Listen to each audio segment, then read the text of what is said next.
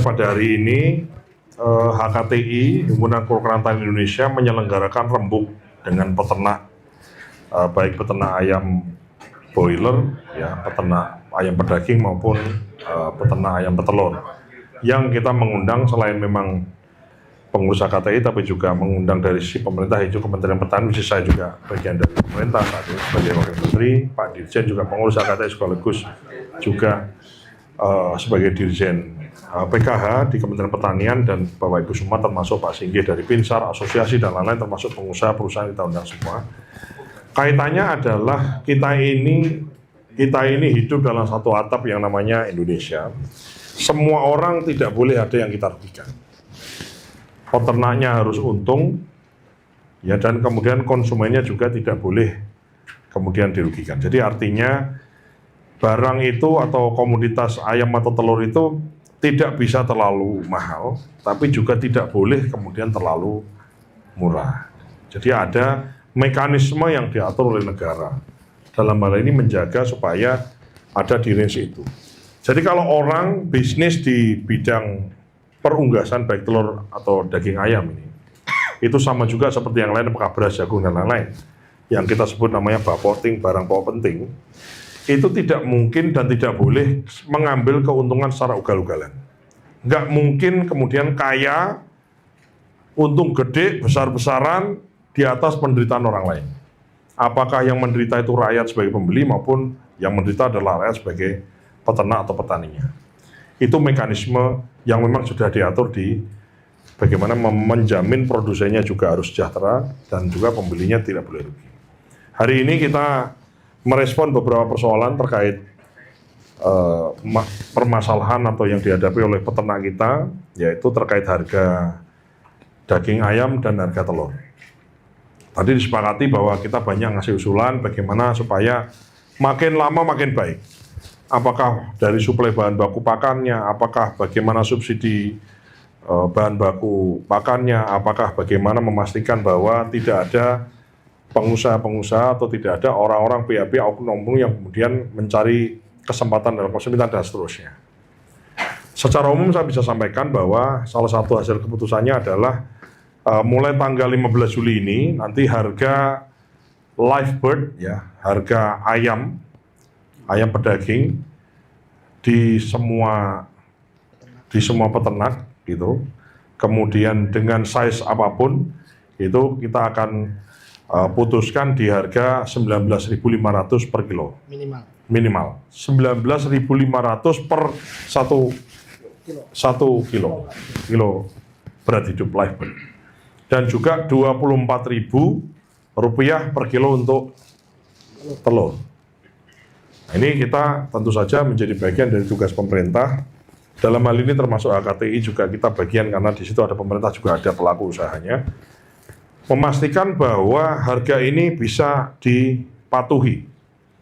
Kalau ini dipatuhi, maka akan menaikkan kesejahteraan peternaknya tambah semangat, hidupnya tambah baik, dan memastikan kemudian di harga HET-nya juga harga HET-nya juga kemudian konsumen atau pedagang di tahap akhir itu kemudian menjual dengan sesuai dengan harga HET. Sehingga intinya adalah bagaimana sektor peternakan ini efisien dari produksinya, efisien dari distribusinya, sehingga gap antara HPP dan HET-nya itu jangan terlalu besar, ya, sehingga tidak banyak yang dirugikan. Itu kemudian lain-lain, selain itu juga ada beberapa usulan yang kita exercise, apakah mekanisme terkait pakan, apakah mekanisme terkait perlindungan, apakah mekanisme terkait lain-lain, termasuk bagaimana Indonesia yang kita ini kalau untuk daging ayam sama telur bukan lagi swasembada, kita ini oversupply. Jadi kita sudah juga mengekspor ke berapa? 15 ya? 11 negara, ya, dan kita akan terus tingkatkan kuantitasnya. Salah satunya adalah market yang besar adalah Arab Saudi, kaitannya untuk umroh dan kebutuhan haji kita yang besar. Nah, ini kita lagi jajaki, harus goal, termasuk juga ke China sebagai market yang besar. Di sana salah satu komoditas dari ayam yang diminati itu adalah ceker ayam. Jadi selain orang Indonesia, ternyata orang China tuh dia makan banyak ceker ayam.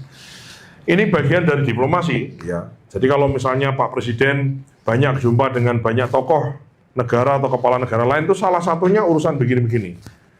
Ya, urusan bagaimana ngegolkan urusan ekspor komoditas, sarang walet lah, durian lah, ekspor buah lah, ekspor apapun termasuk di dalamnya adalah ekspor komoditas pertanian, peternakan, dan juga perikanan kita.